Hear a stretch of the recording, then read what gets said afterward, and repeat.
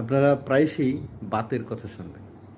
যদি বাত শরীরের বিভিন্ন অঙ্গ প্রত্যঙ্গে বাত আক্রমণ করে, যদি পায়ের অর্থাৎ নিচ থেকে যদি কোনো বাত আক্রমণ করে, যেমন আপনার পায়ের পাতাতে কিংবা একটা আঙ্গুলে, পায়ের আঙ্গুলে হলো, তা উপরের দিকে আসছে, আস্তে আস্তে এই উপর উঠতে উঠতে অনেক জায়গায় যাচ্ছে, হার্টেও অনেক সময় আসে, এরকম যদি উপরের দিকে আসে, তাহলে হোমিওপ্যাথিতে একটি মূল্যবান ওষুধ আছে, সেই ওষুধটির নাম হলো লিডাম্পল। অর্থাৎ প্রথম যদি আপনার পায়ে আক্রমণ করে, আপনার নিচে যদি আক্রমণ করে, সেটা পায়ের পাতা হতে পারে, পায়ের উপর হতে পারে, কিংবা পায়ের নখে হতে পারে, মানে আঙ্গুলে হতে পারে।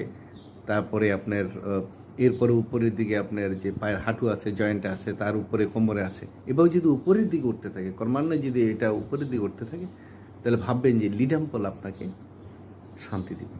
এবং লিডাম্পলই একমাত্র ওষুধ, যে নিচে আক্রমণ করে সে তারপরে উপরে যায়। ধন্যবাদ।